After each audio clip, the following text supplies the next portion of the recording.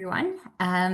During kind of the talk, you're welcome to stop me at any time and yeah, ask any questions. I'm going to try to share my screen with you and just go through a little a little bit of the story of Kinship. So Kinship or the Kinship program, more formally is, I suppose, my one of my little babies. It started as an extracurricular activity and it's grown into a non-profit. But let us open up here and you're going to have to excuse my millions of open tabs. Oopsie, why are you freezing? There. Okay. All right. Then full screen. Okay, so this evening I wanted to just chat to you a little bit about the concept of facilitating nature connectedness. It is a bit of a, whoa, what's going on there? Anyway, okay.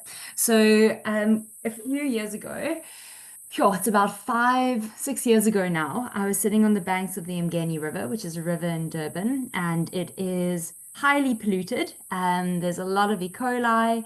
I was working on a project on my master's of engineering, looking at pollution in, sorry, Alan, I don't know if you can possibly put the phone on mute. Thank you. Okay, cool. Sorry about that. Yeah, so I was looking at litter booms, which are essentially a piece of pipe that you put across the river and it collects all the plastic and waste that's coming um, the down the river. And for some reason, everyone was awfully excited about this project. So he said to me, I had an interview with the lady, and she was like, "Is this the solution? Like, we're going to put these booms up and we're going to save the world." And I just sat there and I realized in one instant that it wasn't at all. It was a band-aid. And the problem kind of lied in the fact that people no longer respected nature and they didn't respect nature because they no longer had a relationship with nature. I've been very lucky to grow up in a Montessori environment. My mom has a Montessori preschool. I grew up helping at it, and I'd kind of observed the change in the way that the children were interacting with the environment, and the way that parents were communicating environmental factors and what was important and not. Anyway, with this realization, I just thought, well, I can't now carry on working on a band-aid when I actually know that it isn't going to be the solution. And I dove deep into a rabbit hole of environmental education, and I happened upon this concept of nature connectedness. Um, so what happens currently is we're living this really big human nature disconnect. It is the result of urbanization, industrialization, many people moving into cities, and with that, this also very anthropocentric ideology and understanding of the world. So, kind of understanding that nature is there as a resource for us to use, and to better ourselves. And it's quite a scary or sad thing that, in the Western ideal, success has been perceived to be having more and accumulating more. And so this is something that kind of globally people are striving for. Yes, in the global north, there's this big understanding of the environmental crisis and everything that all the mounting issues that are coming through. But in many places, kind of that isn't yet the focus. We're still working to reach a point of success. South Africa is one of those countries. And there's also kind of, if we think through kind of social media and fast fashion and all of those different elements that are appearing, there's still definitely a big interest in that. Anyway, so I was very interested in this human nature disconnect for two reasons. Firstly, the apathy for the mounting environmental crisis. So it's believed that our disconnect with nature is at the heart of the environmental crisis. And secondly, there's the nature deficit disorder, which explains how children, by not interacting with nature, are kind of they're missing out on so many experiences that can promote their development. If you think about humans throughout history, we grew up in nature. We would climb trees and run through parks and even just down to a river and jump in the river. But what has happened is it's no longer necessarily safe to do so. And so this isn't a fact of pointing fingers to parents, pointing fingers to caregivers. It's the reality of the world that we live in. In Durban, we have the most beautiful green spaces, but so many of the green spaces are not accessed because they are perceived to not be safe, whether it be because there are monkeys there, or snakes there, or vagrants there, or that they just are an opportune place for crime. If there's ever an incident that happens at one space, that understanding of nature is transferred to many different spaces. And so we often just don't engage in these different spaces. Um, anyway, so those are the two kind of big elements that are affected by this disconnect. For the purpose of the work that I was doing, so I just completed a postgraduate diploma in sustainable development, and I was raring to go and kind of felt fueled that I had to make a difference, as you do in your early 20s. And I decided to focus on the environmental crisis and look at how is it that we could potentially create humans that actually care about nature. How can we reconnect children and nature? And so this is when I came across nature connectedness, which explains the sense of being one with nature. It's a feeling within ourselves that acknowledges that we are part of this earth, and it is what is believed to be the largest contributor to children practicing pro-environmental behavior later in life and championing sustainable living. What is really interesting is that nature connectedness is most readily formed before the age of 8. The reason for that is our identities are developing until that point. And we have the potential to form what is termed an environmental identity as an entity in our identity. So if we do not have experiences in nature before this age, our environmental identity literally lies dormant. So we yeah, that's kind of, you're able to create nature connectedness later in life, but it's not going to become part necessarily of who you are as a human being. So our little humans are incredibly, we all know this, their formative years are so important for crafting the human that they are going to become, equipping them with the skills that they required to flourish in the world, stimulating them, allowing them to develop into their best selves.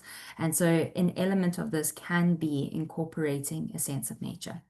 Now, how on earth do we create this understanding?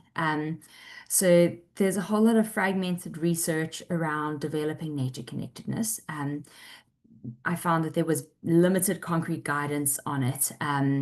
Some people, for example, said, okay, we have to have immersive experiences in nature, which essentially means that we have to take children into nature, they have to touch and feel it.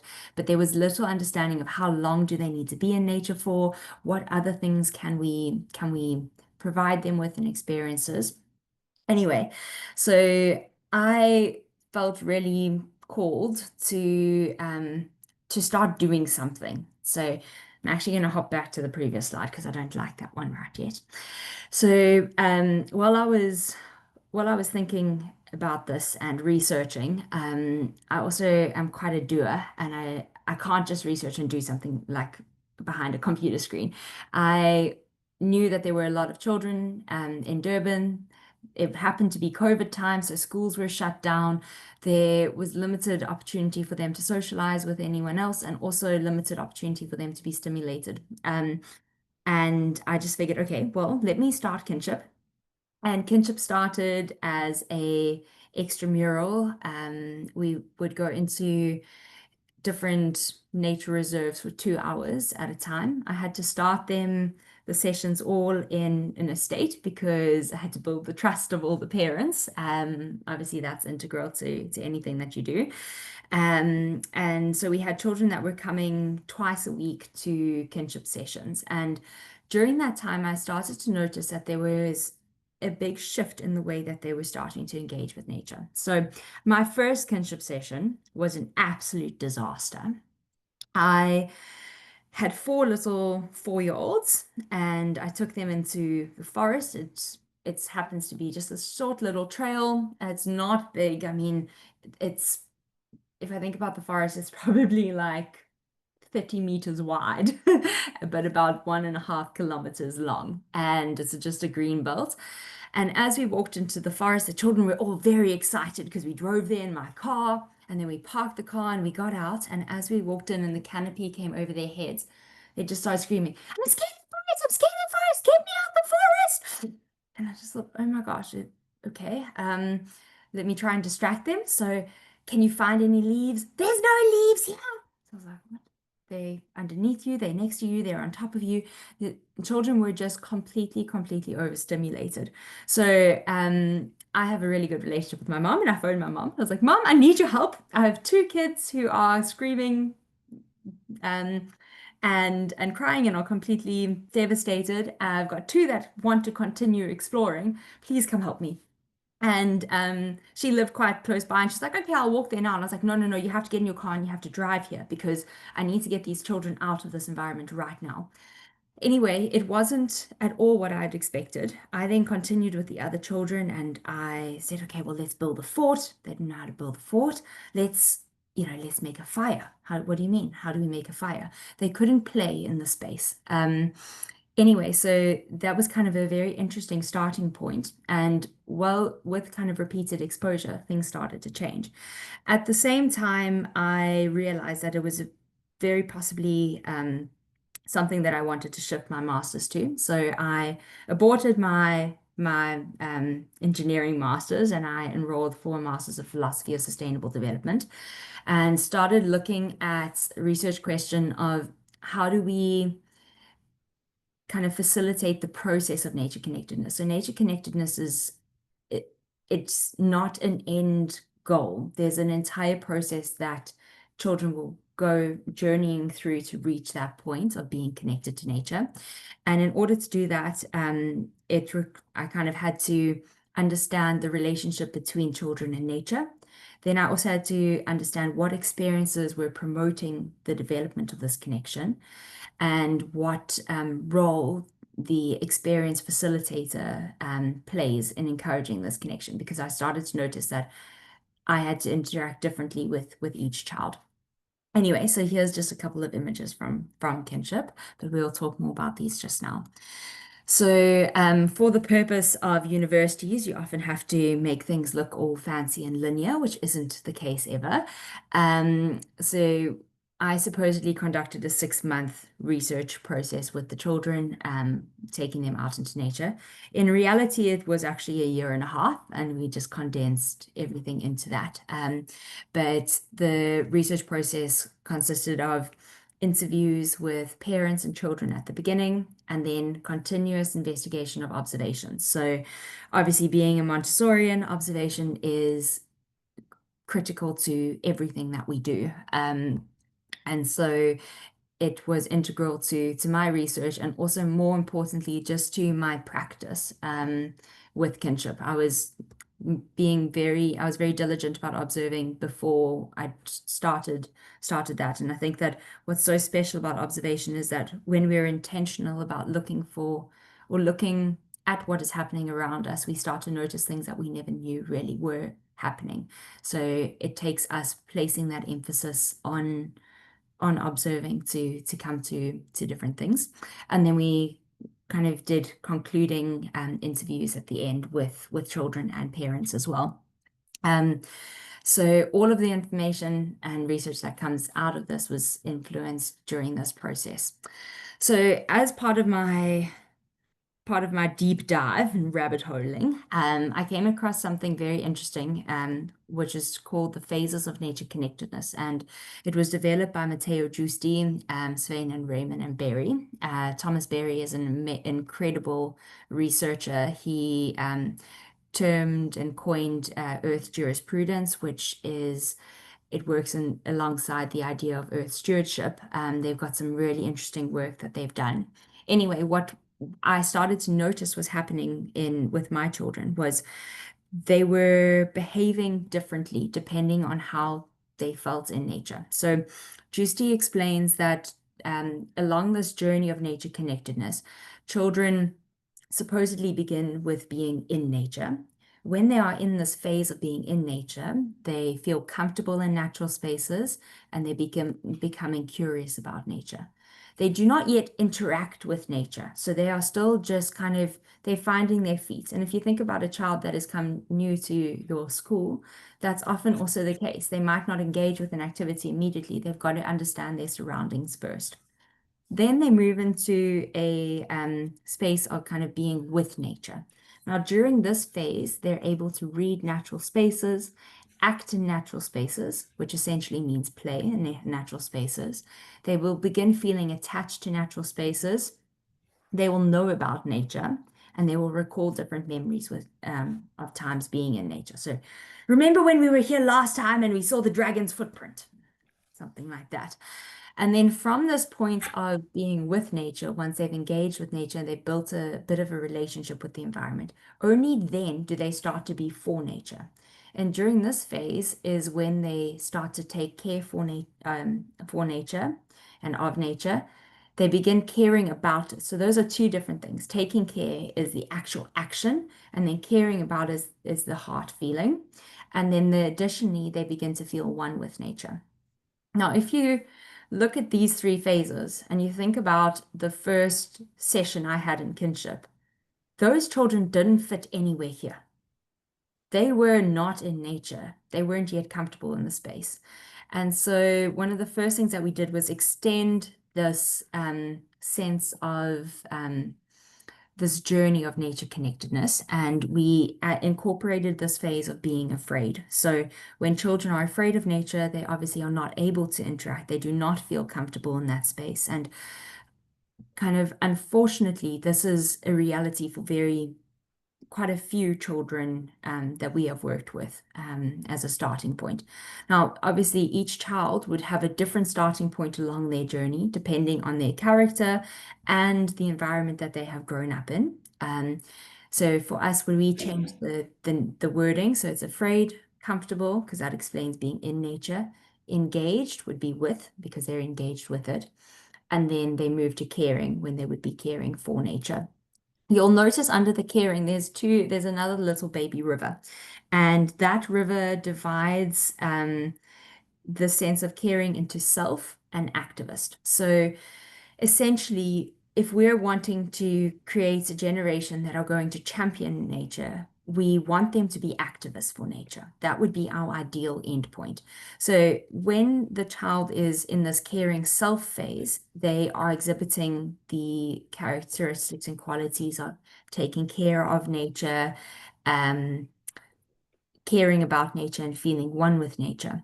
Now, what happens when they move into this activist phase, they begin to promote the preservation and conservation of nature.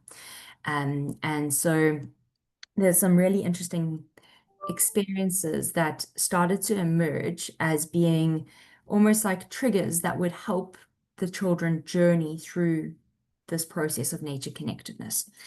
During each of these different phases, there was also a different way that the facilitators and I had to engage with the children. So if we look at this idea of moving from being afraid of nature into a sense of being comfortable in nature, the children required repeated exposure. So I ended up writing a journal entry about how terrible that first session was, and then thought, what things could I do differently next time? And I decided, well, we're going to actually go to a park, and then we will very slowly walk into the forest and find a place that isn't so, it's not as imposing and for them.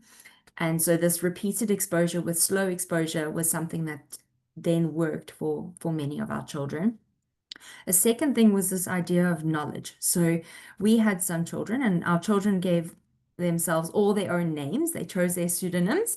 And the one girl, her name was Shy, and Shy really loved butterflies. And we she was in this afraid, she exhibited the qualities of being afraid of nature, but if there was ever a butterfly around, she instantly relaxed, and she would draw on this knowledge she had about butterflies as this almost pseudo comfort in the space. We had a similar experience with a little boy who called himself Ancient in Trees. He absolutely loved trees, and so that element would subside. What is also obviously important to note is that depending on the environment, children might be in different phases. So if you have a child who has had lots of experiences in their life at the beach, they might be in a space of caring for nature in the beach or engaged in nature at the beach. But when they go into a different environment, they may appear as afraid or comfortable. Now, when we have children that are afraid, our most important thing is that we have to be their protector. We have to gain their trust, because if we gain their trust, then they are more likely to push themselves further. They're more likely to enter into that zone of proximal development where we can now draw them out and kind of promote their development. So in terms of trust, I mean, with the kids, if I said to them, we're going to take another 5 steps in the forest, and I took 4 more steps forward, I can't do that because I'm not telling the truth. If I took 6 more steps forward, I can't do that. That's not the truth. I had to take 5 literal steps with them. And so it was a very rigorous kind of process of developing this trust. And and then obviously offering them a hand to hold, carrying them if they ever felt like they needed to be carried, just kind of being there as their main protector so that they could lean on on us to then begin feeling comfortable. Then once we had these children that were comfortable in nature, it was much more exciting because we could actually do things. So once a child is comfortable, they aren't yet engaging, but there's this almost willingness that they are able to now start engaging. And one of the things that we found the most powerful to reach this point of engagement was purposeful tasks. So what that refers to is like an activity, for example, the building of a bug hotel. If I were to tell the children to go outside and collect sticks and leaves and twigs and bark, they're like, why should I do that? But if you speak to them first and you tell them that, do you know that ladybugs live on dead leaves and spiders like to live in the bark? And if you would like centipedes, then we're going to need twigs, and we're going to build this beautiful hotel and home for the bugs. Now we go out, and a stick is no longer a stick. It is a home for a centipede, and a dead leaf is a home for a ladybug. And so there's a purpose behind that action. So those kind of tasks were really powerful in encouraging the children to engage sensorially with the environment. Obviously, sensory experience, we all know that the senses are kind of the pathway to engaging with the world. If we do not have a sensory experience of something, we do not know it. So lots of mud play, lots of very simple things. I mean, I had children that would, and I'm sure you've also had it, they'd pick up sand and just watch the sand fall through their fingers. Like this is the most magical thing in the world. It's a sensory exploration of the space. Another really powerful kind of promoter of connection was observing other children. And you'll have seen that in your own classrooms. But we found that at the beginning, we had quite a few children that were afraid, and it took them a really long time to reach a point of being comfortable and engaged in nature. Later on, we would have these children that would come in who would initially be afraid, but they would see the other children engaging and very quickly come to understand that it was something that is safe to do and perhaps even looks quite fun. So I remember we had one little boy, Humongousaur, who was sitting next to me, and all the other children were in this massive pile of leaves, and they were throwing them up and laughing, giggling wildly. And he was looking very tentatively on. And and slowly the children would go, oh, humongous, or come join us. And after about 5 minutes of uncertainty, he went, and immediately almost his face lit up because he realized, okay, he actually can engage. It's something that's safe and something that is fun to do so. Um, Another powerful tool is storytelling. And so often our children can only create from what they have experienced, kind of until they, and imagination is informed by everything that we experience. We had one, again, Shy. She wasn't able to play in nature. And the one day I told them the story about the Bushmen and how the Bushmen used to make paint, how they were hunter-gatherers and they collected the berries, and some would go out and hunt for meat. And we made our own kind of Bushman paints, like we just made using eggs and all sorts of different things. And the next session, we arrived, and immediately Shy gathered everyone together and she said, okay, so are you going to go and collect the sticks for the fire? And you're going to go and make the paint, and I'm going to go and collect the berries. And immediately she now had an idea of how she could potentially engage with the space.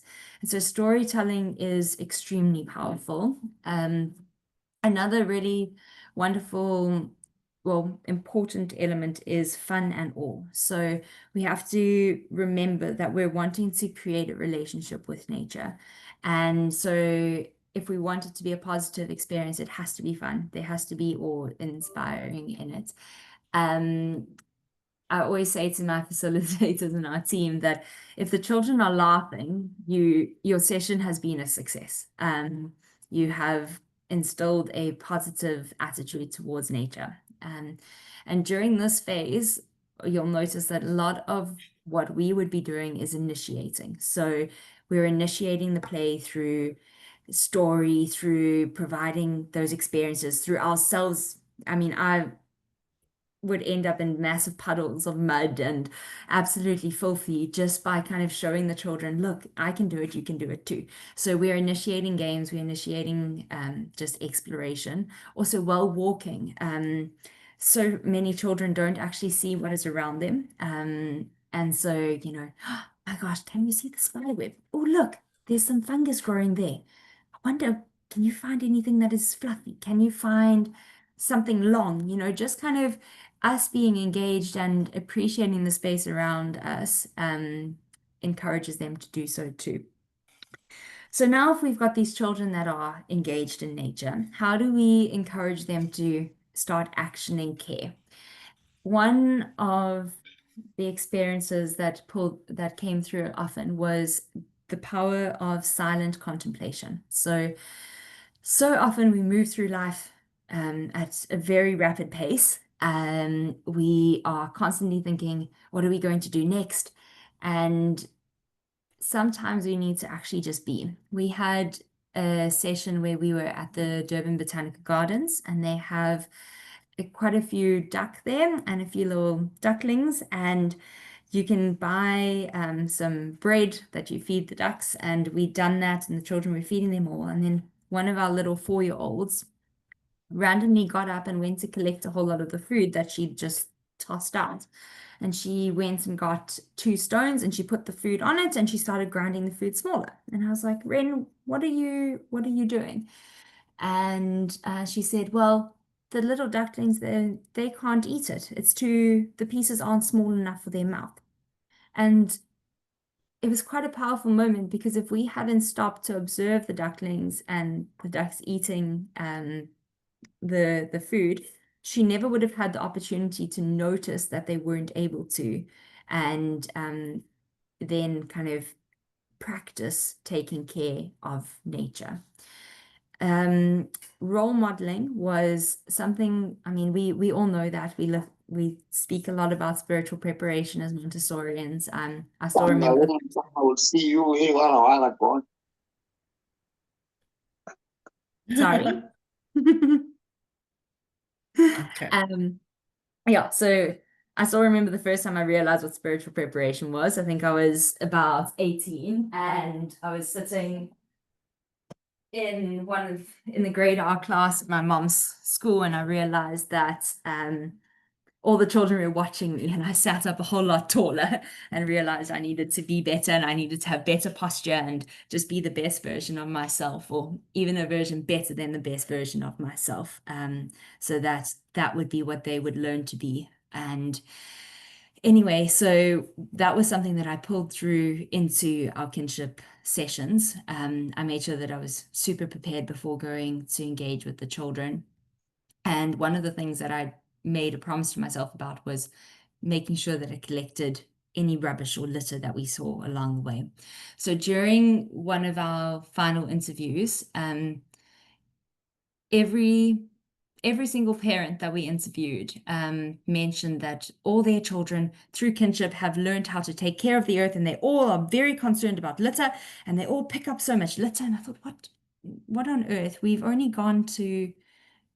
ever done one beach cleanup, and it was, only two of the children have been at that. So I don't understand where this comes from. And then I realized that it was just from me walking through, and every time I saw a piece of litter saying, oh, no, this doesn't belong here, I'm picking it up. And so just kind of, I think we often underplay the influence that we have on the children and just the way that we behave.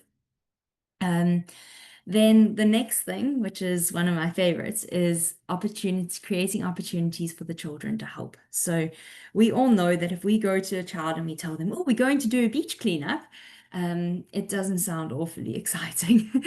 But if it's their idea, it's a whole lot better. And so we started curating opportunities for the children to help and to practice taking care of nature. So, for example, the one day we took the children to a place called the Beechwood Mangroves, which is where the very polluted Mgeni River meets the sea. And it is honestly atrocious. You can spend over an hour in a single spot collecting litter. There's just piles, layer upon layer upon layer. And so we went and we took the children and we said, oh, we're just going to go and explore this new area. And we walked into there and they saw all this plastic, and they were just like, what, we need to do something, what could we possibly do?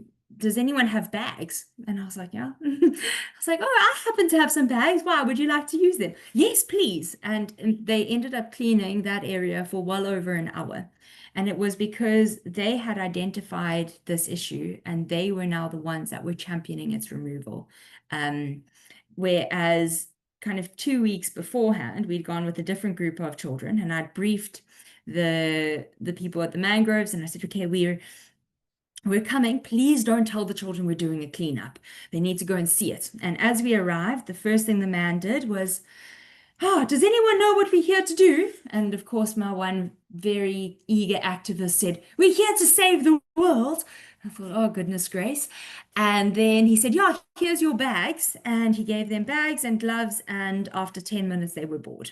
So, it's just this idea of how do we curate these opportunities so that the children are the ones that are still initiating them.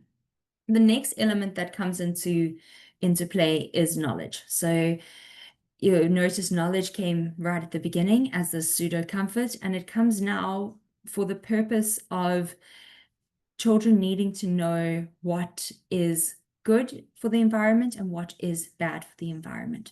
So we visit a place called the Lower Virginia Bush. It had a magnificent pond there. It was so beautiful.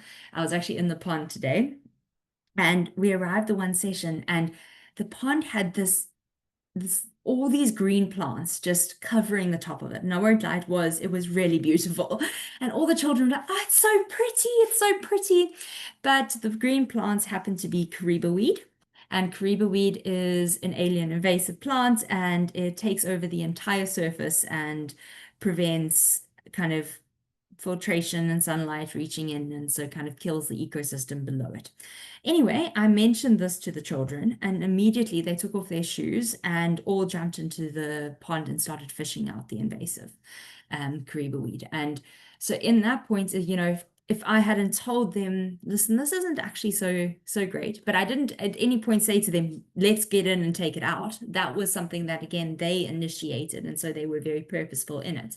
But having that ability to share knowledge in that way is important, to allow the children to take on a role of caring for nature. What you will notice is kind of throughout this, it's all more about engaging with the environment. It isn't about teaching facts about nature, because we end up learning those facts once our interests are piqued, and the children will initiate their own inquiry into those elements. And we can also kind of facilitate that as the process becomes available to us. So, oh, okay, let's look at this flower. Do you know this is the stamen, and this is this, and this is, oh, should we dissect this one? Okay, just say thank you to nature first. And let's take it, let's pick it, and then let's dissect it. And then we can start giving the meaningful information as it becomes appropriate. But what forms nature connectedness is actual connection to the environment and sensory exploration and immersion. Anyway, so then we get to this point of caring for nature. And now the children have to find their voice. Before I enter into that, the role during our previous phase was more of one of an observer. So because the children are now engaged in the environment, we no longer have to be the one initiating things. We now need to step back and observe what it is that they're interested in, and kind of start to help things take place. So, okay, I noticed that they are very concerned about animals at the moment. Let's curate an opportunity for them to engage with animals, so just kind of observing them more, and then facilitating that through the observation and shaping our future experiences through that observation. Now, the caring transition is a really hard one, because in order to help children find their voice, they actually have to experience emotional turmoil. And it's something that so often we feel opposed to allowing, because there's this natural instinct to protect the child. But if we protect them, they never get to experience something that is totally raw. And through those raw experiences where we grow. So I still remember the first time that we had one child move into this kind of voice of becoming an activist. We were at the Umhlanga Nature Reserve, and we were walking along a boardwalk, and he'd hopped off the boardwalk to catch a crab, and he had a dish, and another boy jumped off the boardwalk as well. And I kind of assumed that he was going to be helping him catch the crab. And as the crab came out, the second child promptly lifted his leg and squashed it on the crab. In that moment, the first little boy screamed out in absolute horror, picked up the crab, cradled it. He cradled it for an hour, and started screaming at the other boy, "How could you do that? This is a living creature." La, la, la, la, la, went on and on and on and on. Now, if I had prevented the second boy from jumping off the boardwalk, the first boy would never have found his voice. A very similar thing happened a few weeks later, where another child took a stick and shoved it down another crab's house, and a second boy went, "That's a crab's home. What would you like? Would you like it if someone did that to your house?" And so it's this kind of very strong emotional feeling that helps them reach this point of becoming an activist. We had another girl who was her name was Grace, and we were listening to the radio the one day while we were driving to an excursion. And on the radio, the presenter was speaking about snakes and how horrible snakes are. And, they're such ugly, slimy creatures. And Grace turned to me immediately and said, "Michaela, I have to go on the radio. I have to go and teach this lady, this presenter, about how important snakes are for the ecosystem. So can you organize that for me?" And so, of course, we wrote to the radio station and we tried to organize something like that for her. So it's just in this phase where there's a lot of emotional turmoil that is happening. The children become very enraged by things. They're completely consumed by those emotions.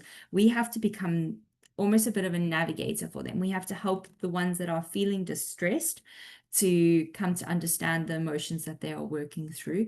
We have to give them opportunities and things that allow for critical hope. So critical hope explains this concept of having the ability to actually have an impact on what you're wanting to do. So for example, Grace as well had decided she wanted to stop shells blasting off the Transkei, off the Wild Coast. And you know, that took a lot of explaining that alone as an 8-year-old, it would not be possible for her to do that, but she could add her voice to all the petitions. So then we had to get all the petitions, we had to write lots of letters to Shell, send them off, write posters, put the posters everywhere so that she could share this message with the world and then still feel that she had done her part towards creating that change.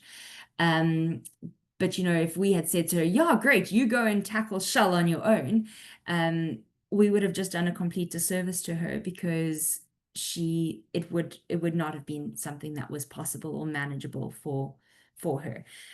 So kind of managing critical hope during this time is really important, because if she had felt like she couldn't have an impact, then she would never, you know, it's very likely that she would stop trying to have an impact later on. And that's not what we want, essentially. So yeah, we have this kind of full journey of nature connectedness that we go through. I don't know, I think now is probably a good time if there's any questions. I can turn off my screen share. How do I do that? Where is it? It's disappeared. Oh, I don't know this new Zoom. Stop share. Yeah, definitely. Oh, there you are. You got it. Got it. Yeah. So I don't know if anyone has any questions or anything. No questions, Michaela. Just thank you so much for all the information. Just really enjoying the conversation. Thank you. Cool. Pleasure. No one else? Okay, cool. I think so much of it resonates just with what we do in a Montessori school, but we influence by our behavior, by our example, showing the children rather than telling them. Yeah. And Exactly. then this getting on to the children need to initiate the activity. Isn't that what Montessori also said? They need to choose what they're going to do. They do need the knowledge. Yeah. But it's not Exactly. just for the sake of learning the facts. It's needs to actually become part of them. Yeah, exactly. So I think that is what has been, especially with us, like we often think, okay, well, Montessori environment requires this, it requires materials, but it doesn't. It requires the principles of Montessori. And so if we feel like, you know, during our day, we need to be within, like in the classroom to achieve these different goals, to, you know, explain that we are a Montessori environment, it's not true, because we can practice these principles anywhere. And there's very small little things that we can do and that we can bring into the classroom, and a lot that we can take the children out of the classroom for, where they're able to still develop fine motor, gross motor, concentration, independence, and kind of follow the Montessori principles too. So it's yeah, I think the big thing for us is, or like for the Kinship program, is just helping share that understanding with people. I'm particularly interested, so a lot of this research was done with children between the ages of 3 and 8, but there's so many wonderful things that we can do in our schools, practical examples. A lot of we've now opened older groups, and we have children that are working on really large projects that they have kind of initiated. So, for example, they wanted to raise funds to make toys for abandoned dogs, and so they decided that they were going to go off and collect water hyacinth, which is another invasive waterweed, convert it into eco briquettes, then sell the eco briquettes, use the money to collect to kind of buy the resources that they needed for the toys that they needed to make, and then making the toys. And so you look at something like that, and there's so many different opportunities for learning that are happening in that. And yet there's also this deep understanding of giving back to nature, to the earth, to those that we share this planet with. And yeah, so there's really wonderful things that we can do with the children when they get older, and also younger, if we just choose to facilitate those experiences. So kind of from my side, I just wanted to say thank you so much for listening to this. We have a lecture series that we're running at the moment, and we're looking at nature connectedness, holistic education, development of 21st century skills through that. And any kind of all the funds from the lecture series are going directly to a project that we are running in Inanda, which is a township in Durban. We're working with 15 schools there, working with the teachers to try and encourage them to incorporate nature in education, and using it as a bit of a Trojan horse for changing the way that they're educating. So we have a lot of these teachers that are slowly going towards Montessori education, which is also really exciting. Sinead, I see your hand. All right, thanks, Michaela. I just wanted to say, just from my side, being a Montessorian, that you automatically assume, because these children are getting a Montessori education, that they automatically engage with nature. And you just brought to my forefront that it is really important for us to have this purposeful activity for engagement. We just assume we bring them into nature and they'll learn. But just as important as it is to plan our lessons in the classroom, it's just as important to plan the lessons in nature, to allow them to feel comfortable, to allow them to engage. And I really appreciate you bringing that to my attention again, because we forget that.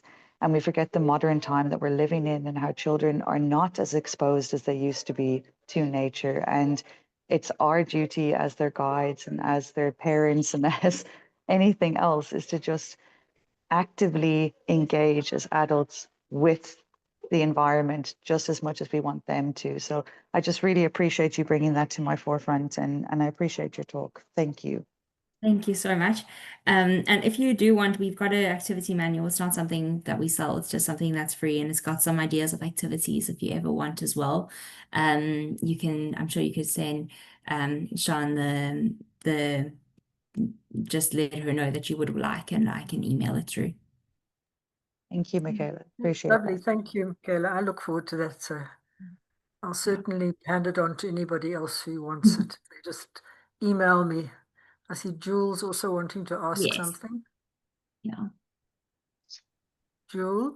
Hi, Michaela. I just wanted to say thank you for this very informative meeting and presentation. I think it's absolutely wonderful, the work that you are doing and the people that are involved. I think it's great to help children see how important taking care of the earth is. So I just wanted to say thank you. It was very informative, and thanks for the work you do. Thank you so much. Thank you for joining. It's a pleasure. I'm very chatty tonight, apparently. Okay. I'm just curious, Michaela, what did you find with all of your research and doing, your extramurals and developing what you developed?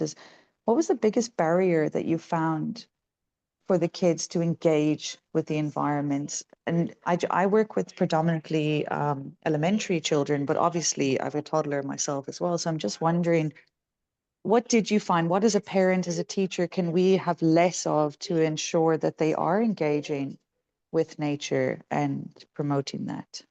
So I think one of the big things that came through quite often was anything that we feel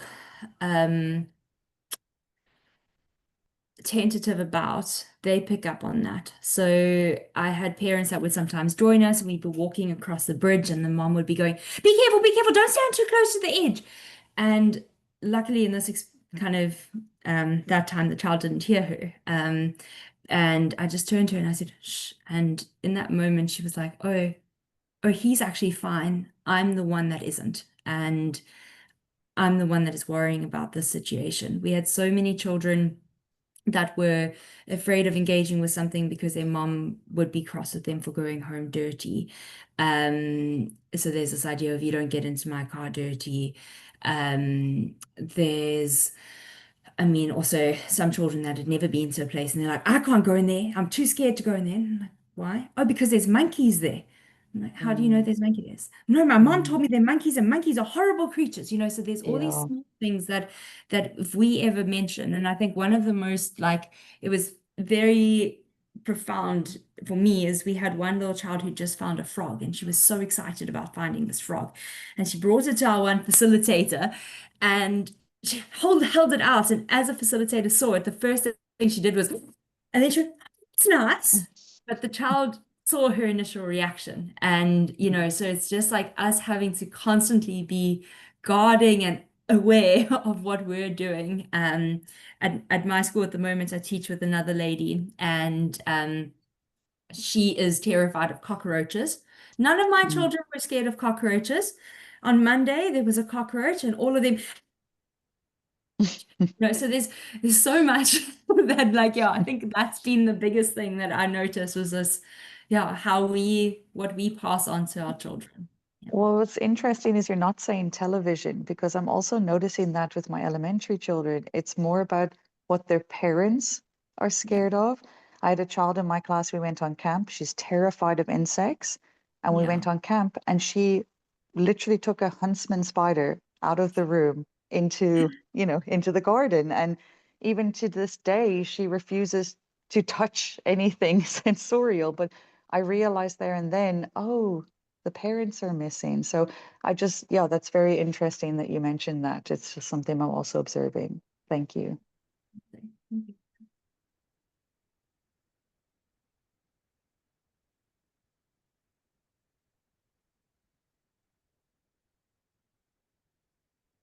Well, I think this has been a wonderful talk. Thank you, Michaela. And I also am hoping that you will repeat this online course.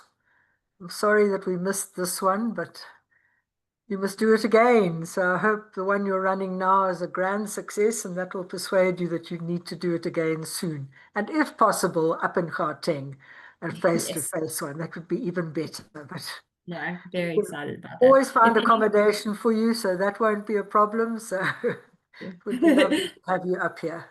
Thank you so much. I really appreciate it. For this one, if Nobody anyone else. wants to join for a single webinar, that also you're welcome to do so. So you don't have to get Okay. them. Thank you. Well, Thank you, Michaela. Appreciate your knowledge. Thank you. Thank Thank you. you very You much. appreciate Thank you it, all yeah. for coming, and I think we will then close the meeting. Yeah, thank Thanks, you. Have a Michaela. wonderful evening. And then I see there are quite a lot of people who are wanting the book. Yes. So if you let me have it, I will copy all these addresses and send out to them. Perfect. Okay. I'll And do have a that. lovely Thank you so evening much. further. Thank you very much. Thank you. Thank you so much, Okay. everyone. Bye. Bye. Good night, everyone. Bye.